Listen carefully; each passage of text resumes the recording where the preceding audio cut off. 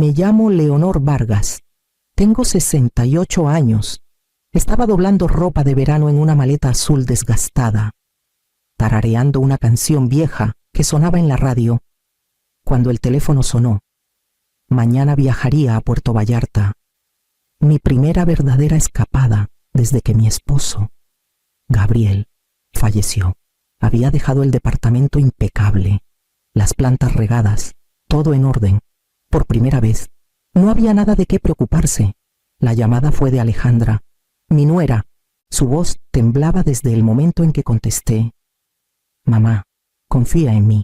Esta noche, coloca una cámara oculta en la sala y vete. No hagas preguntas, solo vete. Por un instante, pensé que bromeaba. Alejandra era cuidadosa, educada, no de las que exageran, pero su respiración era entrecortada, de esas que nacen del miedo, no de los nervios. ¿De qué hablas?, pregunté. No puedo explicarlo ahora, dijo. Solo hazlo. Confía en mí y no le digas nada a Rafael. El nombre de mi hijo se me atoró en la garganta. Intenté reír, hacer que sonara absurdo, pero mi voz se quebró. Alejandra susurró. Por favor, mañana lo entenderás. Y la línea se cortó. Me quedé ahí, con el teléfono en la mano, mientras el zumbido suave del refrigerador llenaba la habitación. A través de la ventana, la luz del atardecer en Veracruz pintaba el puerto de naranja. Todo parecía irreal, como si hubiera entrado de repente en la vida de alguien más. Encontré la camarita que una vez usé para vigilar al gato de un vecino. Revisé la batería y la escondí detrás de la librera, apuntando a la sala. Luego tomé mi bolso. Cerré la puerta con llave y guardé las llaves en el bolsillo de mi chamarra para cuando llegué al coche. Mis manos temblaban. No sabía de qué estaba huyendo, solo que Alejandra sonaba aterrada. El aire nocturno de Veracruz pesaba más de lo usual mientras cruzaba el puente hacia el vecindario de mi hermana Rosa. La marea estaba baja. Los manglares brillaban plateados bajo la luna, y cada farola que pasaba titilaba como un pulso que no podía calmar. Me repetía que estaba siendo ridícula. Una mujer mayor persiguiendo fantasmas de su propia imaginación. Pero la voz de Alejandra seguía resonando en mi cabeza, aguda y temblorosa. Antes de irme, había colocado la cámara detrás del estante central, ligeramente inclinada hacia la entrada. Su lucecita azul parpadeó una vez antes de que la cubriera con el lomo de un libro. Cuando apagué las lámparas y cerré la puerta, el sonido del cerrojo al encajar sonó definitivo, demasiado definitivo. La casa de Rosa estaba en una calle sin salida, sombreada por jacarandas. Abrió la puerta antes de que tocara, con la bata floja y la cara entre dormida y curiosa. Leonor, dijiste que volarías mañana. Necesitaba salir esta noche, dije.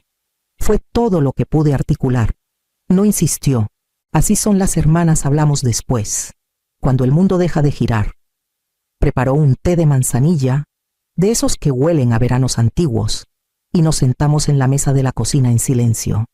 El reloj tic-tac, el refrigerador zumbaba, y yo sentía el latido de mi propio corazón, constante pero inseguro. Más tarde, acostada en la habitación de huéspedes, miraba las sombras del ventilador girar en el techo. Tomé mi celular varias veces, tentada a abrir la aplicación de la cámara, pero siempre me detenía. Tenía miedo de no ver nada, y más miedo de ver algo. En la oscuridad, la cámara que dejé atrás parpadeó otra vez, grabando un hogar que de pronto no estaba segura de que fuera mío. El amanecer llegó pálido y silencioso, de esos mañanas veracruzanas que huelen a sal y madera húmeda. No había dormido. Rosa aún roncaba suavemente en la habitación de al lado cuando me levanté y tomé mi celular. Mis manos estaban rígidas, como antes de una tormenta. La aplicación de la cámara esperaba en mi pantalla. La miré un buen rato. Luego la abrí. La imagen cobró vida, mostrando mi sala en una luz granulada. El reloj de pared marcaba poco después de la medianoche. Todo estaba como lo dejé los cojines del sofá, la lámpara, la manta doblada. Por un momento, suspiré, casi avergonzada de haber dejado que el miedo me sacara de mi propia casa. Entonces, La puerta principal se abrió. Rafael entró primero. Mi hijo llevaba la chamarra que le regalé la Navidad pasada. Detrás de él venía nuestro primo Leonel y un hombre con una caja de herramientas. El desconocido fue directo a la puerta del estudio, trabajando en la cerradura mientras Rafael y Leonel recorrían la sala, abriendo cajones, revisando estantes. Sus voces eran bajas, pero claras. Estará fuera una semana, dijo Rafael. Tiempo de sobra para ponerlo en venta. Leonel soltó una risa. Seguro que firmará los papeles cuando regrese, no tendrá que hacerlo. Ya tengo los formularios listos. No podía respirar. El tono de mi hijo era casual, casi alegre, como si estuvieran moviendo muebles, no desmantelando mi vida. El cerrajero preguntó algo que no escuché. Y Rafael respondió: solo necesitamos acceso a la caja fuerte. Ahí guarda la escritura y los datos de las cuentas. Una vez que paguemos los préstamos, todo estará bien. Paguemos los préstamos, dijo con ligereza, como si borrar años de confianza fuera un trámite cualquiera. Las palabras cayeron como piedras. Me llevé una mano a la boca, viendo cómo revisaba cajones que alguna vez guardaron tarjetas de cumpleaños y fotos familiares. Cada movimiento era calculado, eficiente, ni rastro de culpa. Cuando terminaron, los tres salieron tan fácilmente como entraron, y la puerta se cerró tras ellos como el punto final de una frase. Me quedé helada en la habitación de Rosa, con el celular temblando en mi regazo. Afuera, el sol subía sobre los manglares, tiñendo el agua de dorado. Dentro de mí, algo se rompió en silencio, limpiamente, como cristal cediendo a la presión. El niño que crié seguía vivo en algún lugar de ese rostro, pero ya no podía verlo. A media mañana, las calles de Veracruz ya brillaban de calor. Estaba sentada en un pequeño café cerca de la Avenida Independencia, con las manos alrededor de una taza de café que se había enfriado hace rato. Llamé a Alejandra después de ver las imágenes, con la voz apenas firme para formar palabras. Ella aceptó reunirse de inmediato, pero me pidió no contarle a nadie, ni siquiera a Rosa. Cuando llegó, no parecía la joven serena que alguna vez recibí en la familia. Su cabello estaba recogido deprisa, sus ojos sombreados, la blusa arrugada como si se hubiera vestido a oscuras. Se sentó frente a mí, mirando hacia la ventana antes de hablar. También lo vi, dijo en voz baja. No sabía si me creerías si no lo veías por ti misma. Mi garganta se cerró. ¿Desde cuándo lo sabes? Unas semanas, admitió. Estaba ayudando a Rafael a ordenar unos archivos del negocio cuando encontré copias de tu firma en documentos de poder notarial. Se veían mal, demasiado perfectas, como trazadas. Cuando pregunté, él lo minimizó, pero la semana pasada lo escuché hablar con Leonel sobre vender el departamento después de mudarte a un lugar cómodo. Su voz se quebró. Por eso te llamé. No podía quedarme callada. La miré, dividida entre gratitud e incredulidad. El aire entre nosotras era frágil, como si una palabra equivocada pudiera romperlo. Es tu esposo, Alejandra.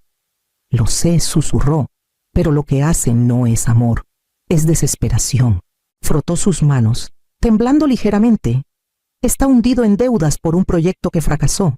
Leonel lo presiona para arreglarlo rápido, aunque sea tomando lo que no les pertenece. Intenté detenerlo. No me escuchó. Afuera, un tranvía pasó traqueteando, su campana resonando en la calle. Alejandra alzó la vista, con los ojos brillando. Lo siento, Leonor. No me casé con él para esto. Pensé que era mejor persona. Le creí. Tal vez porque su vergüenza era demasiado cruda para ser fingida. O tal vez porque necesitaba creer que alguien aún se preocupaba lo suficiente como para decirme la verdad. Por primera vez desde ese amanecer terrible, no me sentí completamente sola. Esa tarde, Alejandra me llevó a una oficina legal escondida detrás de una hilera de encinos en la calle Madero. El letrero decía García y Torres, Derecho para adultos mayores y patrimonio. Un lugar por el que había pasado 1000 veces sin imaginar que lo necesitaría. El recibidor olía ligeramente a limón y libros viejos. El licenciado García era un hombre de unos 60 años, cabello gris, voz tranquila, de esos que miden sus palabras como si cada una tuviera peso. Escuchó sin interrumpir mientras le explicaba lo que vi, lo que Alejandra había descubierto y lo que mi hijo planeaba. Sus ojos se suavizaron, pero nunca cayeron en lástima. Cuando terminé, juntó las manos. Señora Vargas, dijo con suavidad, lo que describe podría ser explotación financiera. Actuaremos rápido. El primer paso es presentar una orden judicial sobre la escritura del inmueble para que nadie pueda modificar la propiedad mientras se revisa. Asentí, tratando de mantener la compostura. Me guió por los formularios, cada página llena de términos legales que se desdibujaban ante mis ojos. Mi firma aparecía una y otra vez en la orden judicial. La autorización para congelar el acceso conjunto al banco y la revocación del poder notarial que Rafael había intentado renovar a escondidas. Cada vez que mi pluma tocaba el papel, sentía que cortaba un hilo que alguna vez unió mi vida a la suya. Cuando terminamos, el licenciado García ordenó los documentos en una carpeta. Esto servirá por ahora, dijo. Notificaremos al registro público y a su banco por la mañana. Guarde cualquier mensaje, cualquier documento que él envíe. No está indefensa, señora Vargas. Está protegiendo lo que es suyo. Quise creerle, pero la palabra proteger dolía. Significaba aceptar el peligro, admitir que mi propio hijo se había convertido en una amenaza. Alejandra esperaba en la puerta, silenciosa pero firme.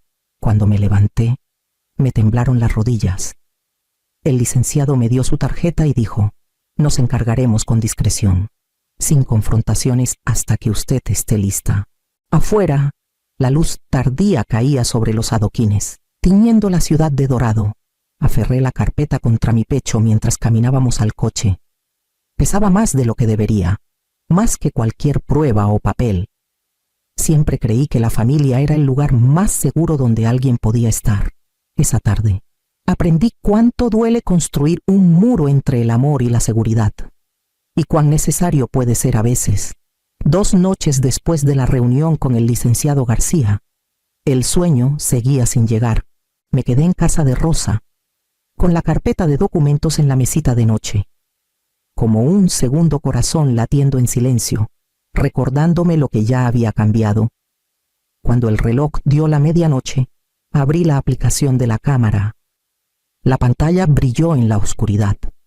Al principio, la sala parecía inmóvil, la lámpara junto al sofá, las fotos enmarcadas en la repisa, el reflejo tenue de un farol en la ventana. Entonces, la puerta principal se abrió. Rafael entró, esta vez con Leonel otra vez. Se movían distinto ahora, menos cautelosos, casi cómodos. Leonel traía una tablilla. Rafael usaba la linterna de su celular, barriendo el haz por estantes y gabinetes. Hay más aquí de lo que pensé, dijo Leonel, riendo. Podrías saldar la mitad de tu deuda solo con sus antigüedades. Rafael no respondió de inmediato. Tocó el jarrón de porcelana en la repisa, el que Gabriel y yo compramos en Oaxaca por nuestro 10º aniversario. Solo pon todo en la lista, masculló. Lo venderemos rápido. Antes de que empiecen a hacer preguntas, mi garganta se cerró. Quise apartar la mirada, pero no pude. La cámara captaba cada gesto descuidado, las manos de Rafael hurgando en cajones, Leonel fotografiando joyas, los dos hablando como socios dividiendo ganancias. En un momento, Rafael se detuvo frente a mi librera favorita. Su rostro parecía más viejo, desgastado. Por un instante, casi vi al niño que dejaba notitas de cariño en el refrigerador. Luego se dio la vuelta, y ese niño desapareció. Presioné grabar en mi celular, guardando el video con la fecha y hora marcadas en la esquina. El licenciado García me había mostrado cómo archivarlo, cómo guardar copias por si algo le pasaba al dispositivo. Era mecánico, pero necesario.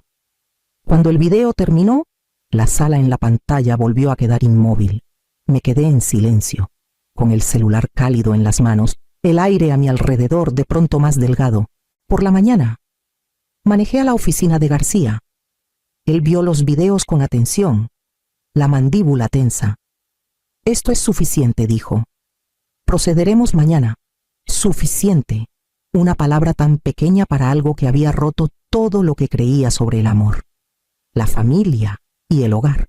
A la mañana siguiente, la lluvia había pasado y la ciudad parecía lavada. Ojalá pudiera decir lo mismo de mí. El licenciado García llamó temprano, con su tono firme de siempre.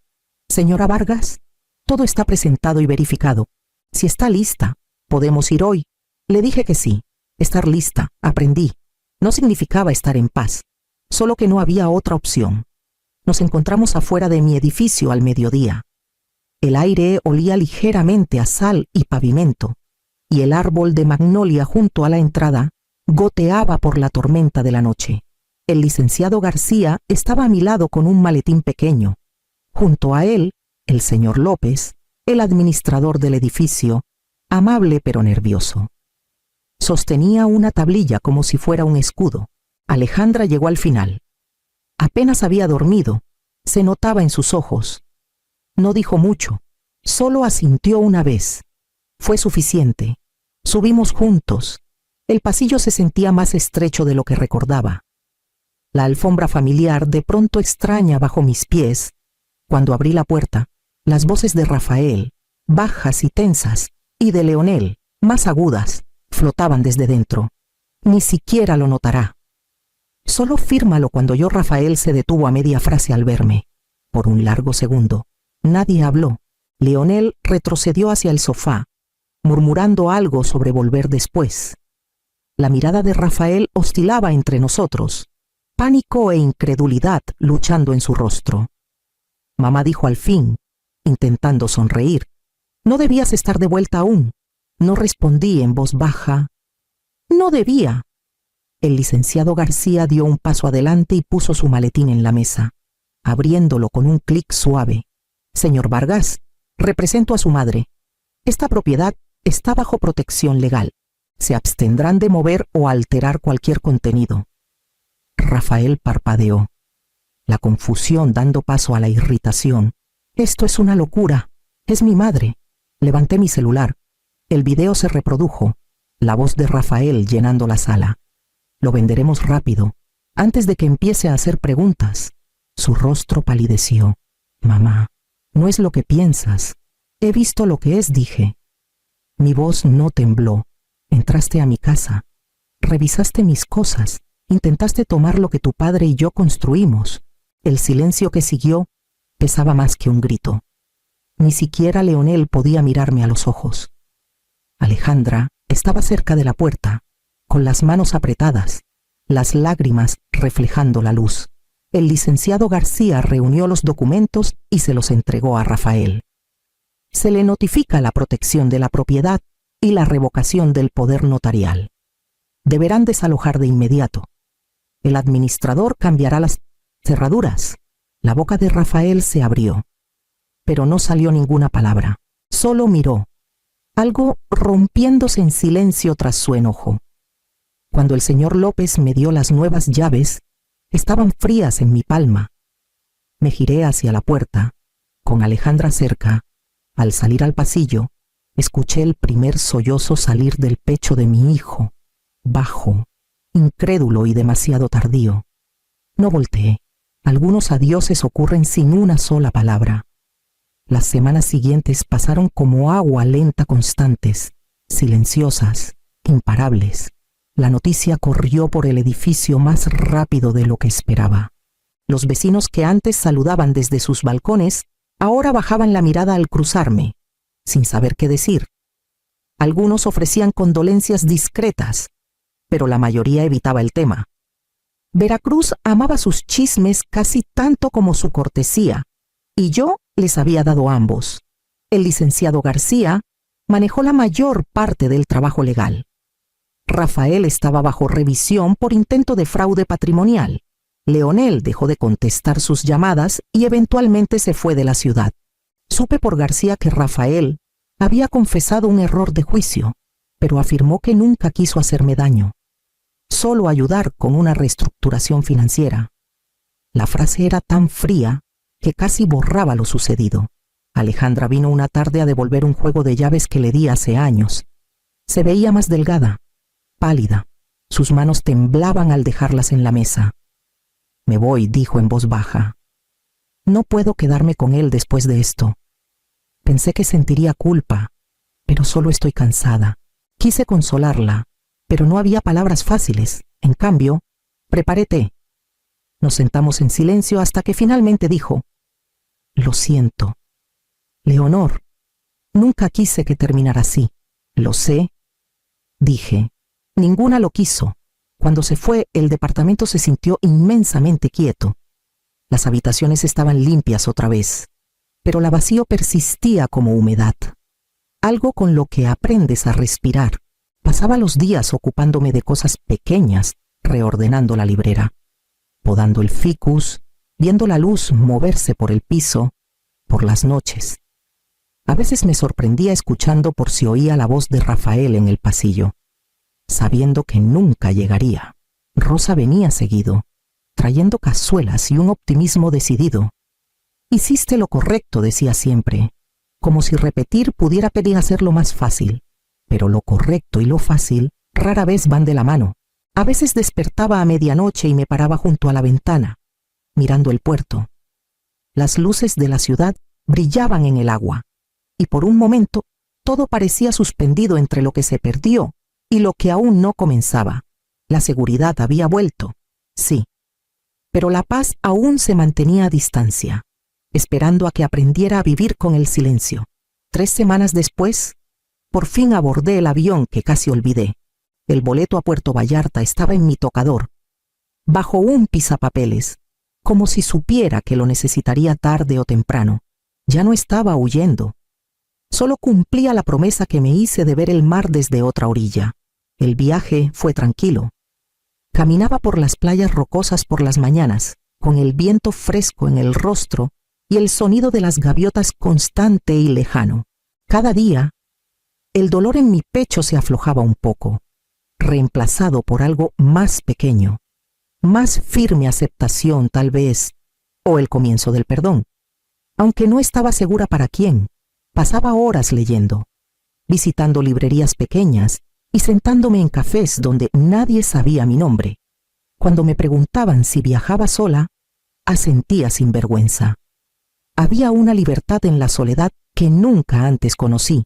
Una tarde, sentada frente al malecón, llené un cheque para el Fondo de Apoyo a Adultos Mayores de Veracruz, un programa que el licenciado García me mencionó. Escribí la cantidad lentamente: 20,000 pesos, los números redondeándose con certeza. No era caridad. Era una forma de transformar algo doloroso en algo que pudiera proteger a alguien más. Cuando regresé a Veracruz, la ciudad se sentía más suave, el aire más gentil. El departamento me recibió con sus crujidos familiares y un leve olor a limón. Alejandra había dejado una nota en el buzón. «Gracias por hacer que la verdad importara más que la sangre. Cuídate». La doblé con cuidado y la guardé en un cajón. Esa noche salí al balcón. El sol apenas se había escondido tras el puerto, y el cielo brillaba en tonos rosas y dorados. Encendí la luz del balcón, el mismo foco que guió a mi familia a casa durante décadas, y me quedé ahí un largo momento, viendo su resplandor extenderse por la calle.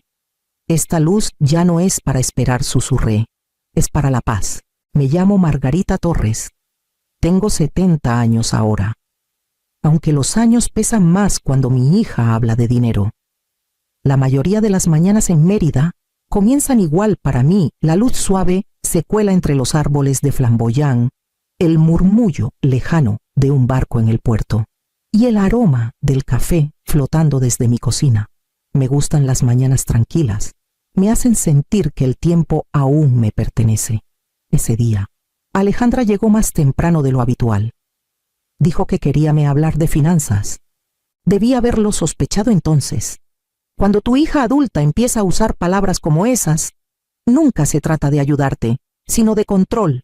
Entró con su tableta bajo el brazo y un vaso de papel de alguna cafetería del centro. Su perfume llenó la sala antes que ella. «No deberías tomar tanto café, mamá», dijo con ligereza, colocando su vaso junto a mi tetera descascarada. La cafeína pone nerviosas a las personas mayores. Sonreí como lo hacen las madres cuando quieren evitar una pelea. Se sentó frente a mí, deslizando el dedo por la pantalla, sus uñas repiqueteando contra el cristal. Por un momento, solo la observé la curva de su mandíbula, la peca diminuta bajo su ojo izquierdo. Mi hija, la misma niña que alguna vez tocó Chopin con los pies colgando del banco del piano. No levantó la vista cuando habló. De ahora en adelante, mamá, nosotros manejaremos tu cuenta de jubilación. Tú seguirás firmando, pero yo me encargaré de las transferencias. La cuchara se me resbaló de la mano. El sonido metal contra azulejo resonó fuerte en la cocina. La miré, esperando una broma, una sonrisa, algo. Pero Alejandra siguió desplazando la pantalla, tranquila como brisa de verano. Dije en voz baja: «No puedes simplemente…». Me interrumpió, con voz calmada, como si leyera una lista de compras. «No tienes que preocuparte por nada, mamá. Solo déjanos encargarnos». Las palabras no me golpearon de inmediato.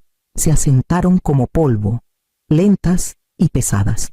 Las sentí en el pecho, en la garganta, en el hueco del estómago, afuera. Un pájaro cantaba en la cerca, obstinado y brillante contra el silencio. Alejandra finalmente levantó la vista, sus ojos fríos y corteses. «¿Seguirás viviendo aquí?» «Claro, Gabriel y yo nos ocuparemos de las cuentas». Asentí porque no confiaba en mi voz. Mis dedos encontraron la cuchara, aún fría en el suelo. La enjuagué bajo el grifo y la puse de nuevo en la encimera, como si nada hubiera pasado.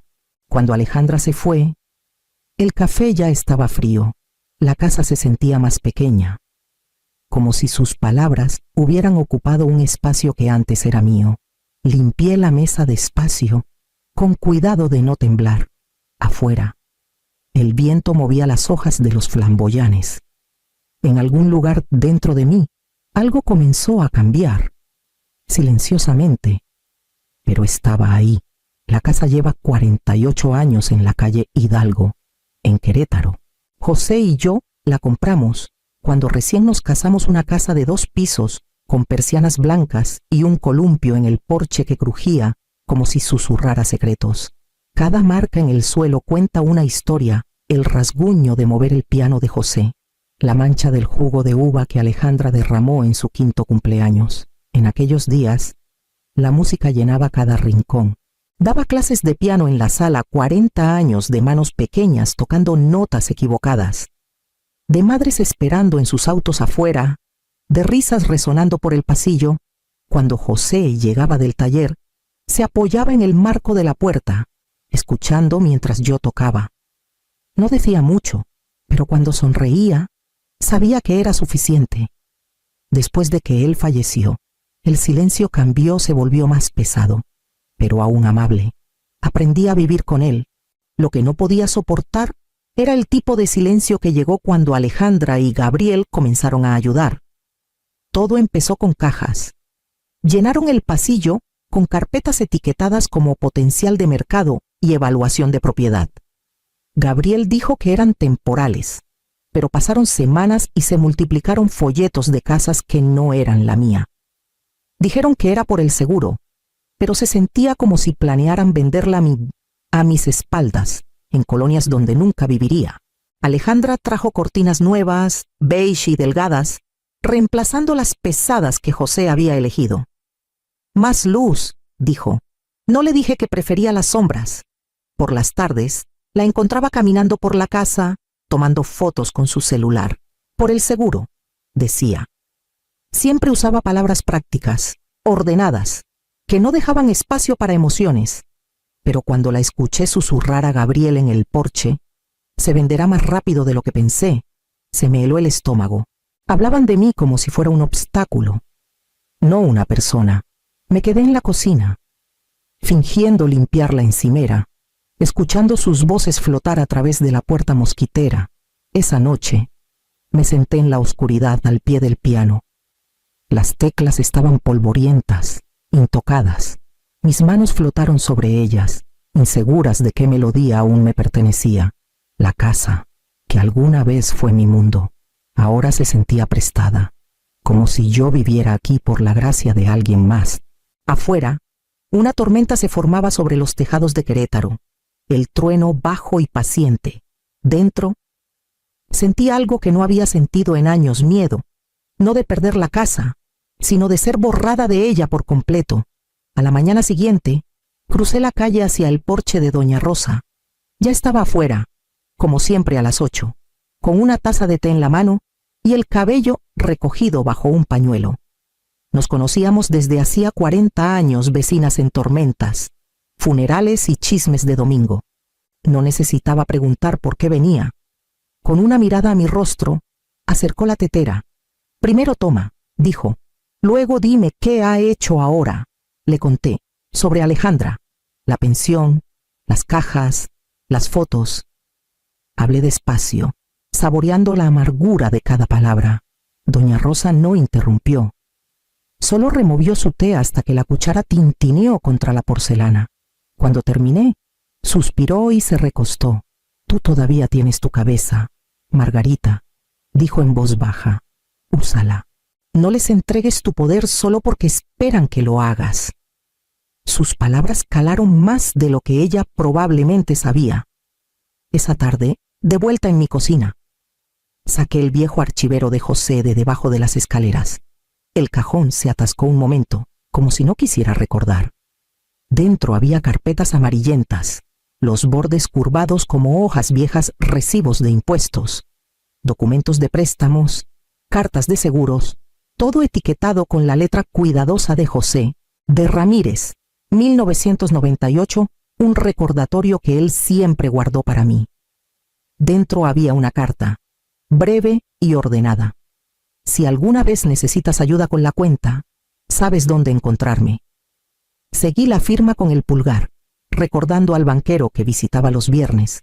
Siempre cortés, siempre paciente.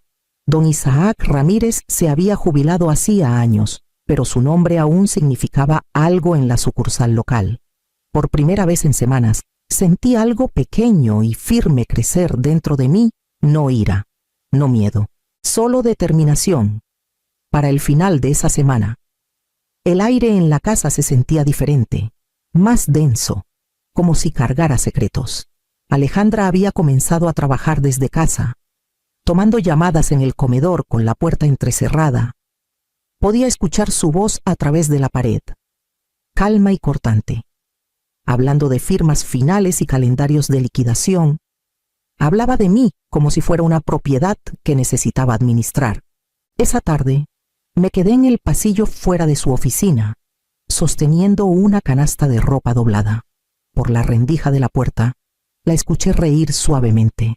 «No te preocupes, Gabriel», dijo. «Firmará cualquier cosa que le ponga enfrente. Confía en mí completamente». Las palabras me golpearon como una bofetada.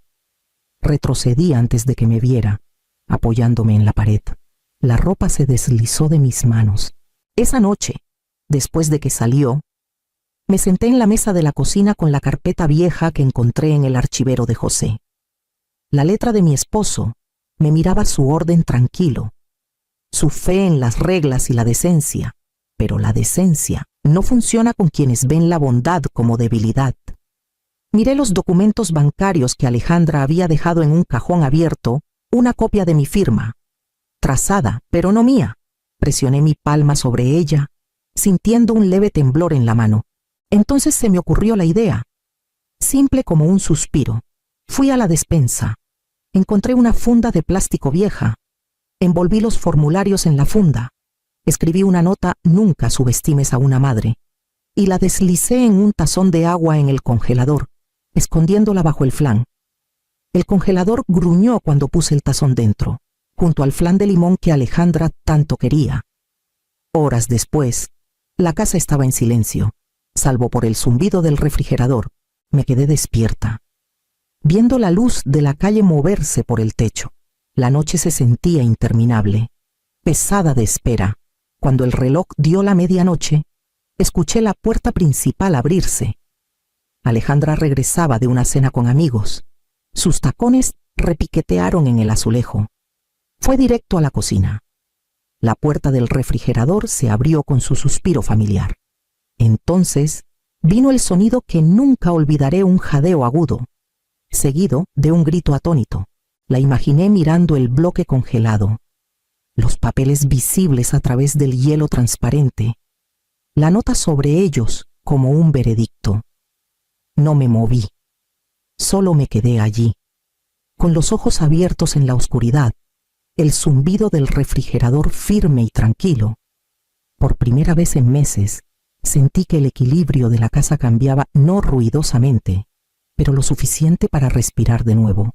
A la mañana siguiente, me vestí con cuidado, una blusa planchada, aretes de perla y el reloj de José que ya no marcaba la hora. Le dije a Alejandra que iba a la biblioteca, y apenas levantó la vista de su laptop. «Tómate tu tiempo», dijo. «Siempre te pierdes en esos libros viejos». En cambio, caminé 3 cuadras hasta la cooperativa de crédito, donde don Isaac Ramírez aún trabajaba a medio tiempo. La sucursal no había cambiado mucho desde que José me traía los viernes. El mismo reloj de latón colgaba sobre el mostrador, el mismo olor tenue a pulimento y papel. Don Isaac me reconoció de inmediato. Su cabello estaba más blanco ahora, pero su apretón de manos aún tenía esa confianza tranquila que José respetaba. «Señora Torres», dijo, sorprendido pero cálido. «Han pasado años». Me senté frente a él en su pequeña oficina, con las persianas a medio cerrar. No le conté todo, solo lo suficiente para que entendiera. Le mostré las cartas que José había guardado y los formularios que Alejandra intentó hacerme firmar. Escuchó sin juzgar, asintiendo lentamente, los ojos entrecerrados tras sus gafas. Cuando terminé, se recostó y dijo: «Su esposo era un hombre cuidadoso. Guardó cada documento en orden. Eso hace esto más simple». Pasamos 1 hora revisando las cuentas. Me guió para establecer un fideicomiso personal para mi pensión, legalmente vinculante, con protecciones que solo yo podía autorizar. Luego agregó una cláusula que José habría aprobado al morir. Los fondos restantes y la casa pasarían a una fundación para adultos mayores en Querétaro, pasando por alto a Alejandra por completo. Cuando salí, el sol de la tarde se filtraba entre los encinos. Me sentía más ligera, más firme. El mundo afuera se veía igual, pero algo dentro de mí había cambiado de forma. Esa noche, durante la cena, Alejandra me observó desde el otro lado de la mesa. «Estás callada esta noche», dijo. Sonreí y tomé un sorbo de té. Solo cansada, respondí. Y por primera vez, era un cansancio bueno, el que viene de hacer algo bien. 2 días después, Alejandra llegó temprano a casa con Gabriel siguiéndola. Él olía a loción y a impaciencia, sosteniendo una carpeta ordenada bajo el brazo. «Mamá», dijo Alejandra con ese tono brillante y cuidadoso que usaba cuando estaba a punto de mentir. «Solo necesitamos tu firma en unas actualizaciones para el seguro y los servicios. Nada complicado». Gabriel sonrió, delgado y practicado. «Es solo para facilitar las cosas para todos». Me limpié las manos con un trapo de cocina y tomé la carpeta. Dentro había varias páginas de letra pequeña, demasiado limpias, demasiado deliberadas. Podía ver la leve marca de mi nombre en la parte superior. Aún no me daba cuenta de que no era mi firma. Mi corazón latía fuerte, pero mantuve mi expresión calma, incluso un poco confundida. «¿Dónde firmo?», pregunté suavemente. Alejandra intercambió una mirada rápida con Gabriel. «Aquí y aquí», dijo, señalando los espacios con su pluma. Mis dedos no temblaron. Escribí mi nombre despacio, cuidadosamente, en las hojas en blanco que dejaron al final, páginas sin valor que no los llevarían a ninguna parte. Cuando terminé, Alejandra me dio una palmadita en el hombro. «Gracias, mamá. Yo me encargo del resto». Se fueron poco después, riendo en la entrada, sus siluetas enmarcadas por la luz del porche. Me quedé en la ventana hasta que su auto desapareció. La casa volvió a quedar en silencio, solo el tic-tac del reloj y el zumbido del refrigerador. Caminé hacia el cajón pequeño, donde había escondido los papeles completados de don Isaac, sellados y estampados. Todo lo que realmente importaba ya estaba en su lugar. Esa noche, después de la cena, lo llamé desde el teléfono de la cocina. «Es hora», dije. No pidió detalles. Para la mañana, el fideicomiso estaría registrado legalmente, intocable. Al otro lado de la calle, la luz de doña Rosa parpadeaba a través de sus cortinas de encaje. Vi su silueta en la ventana, con las manos cruzadas, observando. Levantó la barbilla como si entendiera sin palabras. Apagué la lámpara y me quedé un largo momento en la oscuridad.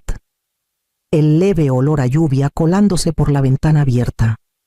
Los papeles que pensaban que me atraparían ya no significaban nada. Los verdaderos silenciosos, firmados y sellados, me pertenecían por completo. 3 mañanas después, la paz se rompió como cristal. Estaba sentada en la mesa de la cocina, desgranando chícharos para la cena, cuando escuché la puerta cerrarse con fuerza suficiente para hacer temblar el marco. La voz de Alejandra siguió, aguda y sin aliento. «El banco congeló todo», gritó. «Todas nuestras cuentas desaparecidas. Dicen que hay una investigación». Gabriel entró detrás de ella, con el rostro encendido. Dejó caer su maletín al suelo, los papeles desparramándose como escombros. «¿Qué hiciste?» «Margarita», dijo, su tono bajo pero peligroso. Dejé a un lado el tazón de chícharos y me limpié las manos en el delantal. «No hice nada», dije en voz baja. «Solo protegí lo que tu padre construyó». Me miró como si las palabras fueran un idioma extraño. «¿Crees que puedes mover dinero sin que nos demos cuenta?» Las manos de Alejandra temblaban mientras sostenía su celular. Dijeron que las firmas no coincidían, que se habían presentado nuevos documentos sin su conocimiento. Documentos que yo había autorizado para proteger la herencia. Su voz se quebró. «Mamá, creen que las falsifiqué». La tetera silbó detrás de mí, firme y estridente. Apagué la estufa antes de que gritara. «Entonces tal vez son más listos de lo que pensabas», dije. Gabriel golpeó la palma contra la encimera. «Nos arruinaste». «No», respondí, manteniendo la voz firme. «Ustedes se arruinaron solos». El silencio que siguió era tan denso que se podía ahogar en él. Alejandra se hundió en una silla, con los ojos desenfocados, los labios temblando. «Solo queríamos ayudar», susurró. «Ayudar», repetí. «Vendiendo mi casa, tomando el dinero que gané enseñando a los hijos de otros». Antes de que alguno pudiera responder, sonó un golpe en la puerta firme, oficial. A través de la cortina de encaje, vi a 2 oficiales uniformados en el porche. Alejandra palideció. Gabriel se ajustó la corbata, murmurando por lo bajo. Uno de los oficiales levantó una carpeta. «Estamos aquí por un reporte de irregularidades financieras con formularios de autorización falsificados. Necesitamos hacer algunas preguntas».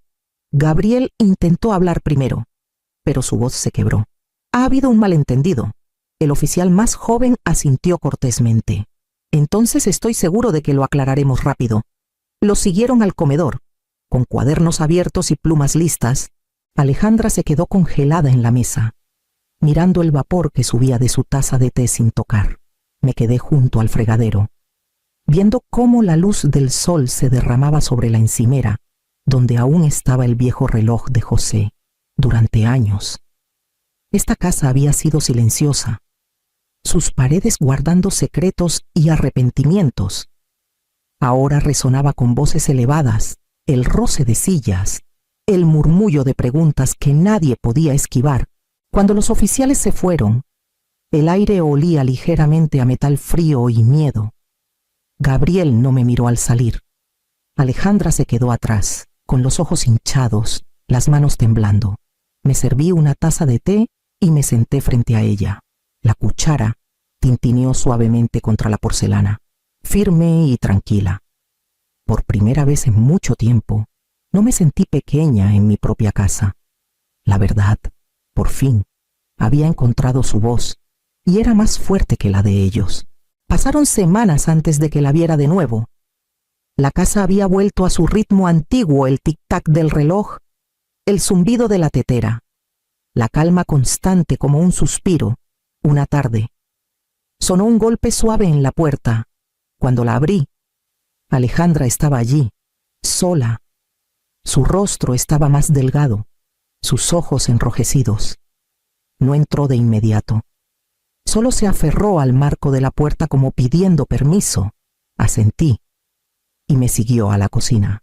El aire entre nosotras se sentía frágil, como vidrio. Se sentó donde siempre lo hacía, con las manos apretadas en el regazo. Durante un largo rato, ninguna habló. Luego, apenas en un susurro, dijo: «No quería tu dinero, mamá. Solo, ahora me doy cuenta de lo equivocada que estuve, y no quiero repetir eso». Serví té en 2 tazas y puse una frente a ella. «Entonces aprende lo que cuesta olvidar quién te crió», dije. Miró el vapor que subía de su taza, pero no bebió. El silencio ya no era cruel, solo cansado, hueco, necesario. Nos quedamos allí hasta que la luz afuera se volvió dorada. 2 mujeres unidas por la sangre y el arrepentimiento, compartiendo una mesa que se sentía familiar y extraña a la vez. La primavera llegó suavemente a Querétaro ese año. El aire olía a lluvia y jazmín de nuevo, y por primera vez en mucho tiempo sentí la temporada en lugar de solo notar su paso. Los asuntos legales estaban resueltos, el fideicomiso estaba finalizado. Le pedí a don Isaac que destinara una parte a un fondo de ayuda legal para adultos mayores. Para mujeres como yo, le dije, las que no se dan cuenta de que aún tienen opciones. Sonrió y prometió que lo haría. Doña Rosa no vivió para verlo. Falleció silenciosamente una mañana, con su taza de té aún a medio llenar, su silla del porche vacía al mediodía. El vecindario se reunió esa noche con velas y voces suaves. Cuando todos se fueron, me quedé atrás, viendo las luces parpadear en su ventana. Ella había peleado sus batallas mucho antes que las mías y nunca perdió su gracia. Tras su funeral, me encontré sola en la cocina, con el crepúsculo presionando suavemente contra los cristales. La casa estaba en silencio, pero ya no era el silencio hueco de antes. Encendí la luz que José instaló sobre la encimera poco después de casarnos, hace 50 años. Su resplandor se extendió por los azulejos, suave y constante. «Esta luz ya no es para esperar», murmuré. «Es para la paz». El refrigerador zumbaba quedamente en la esquina. Un sonido que ya no cargaba tensión, sino consuelo. Puse una taza de té en la mesa y dejé que el momento se alargara. Afuera, el último rayo de sol se fundió con la brisa del río. Más tarde, me senté al piano y levanté la tapa. Mis dedos encontraron una vieja melodía, algo que José solía tararear mientras arreglaba el columpio del porche.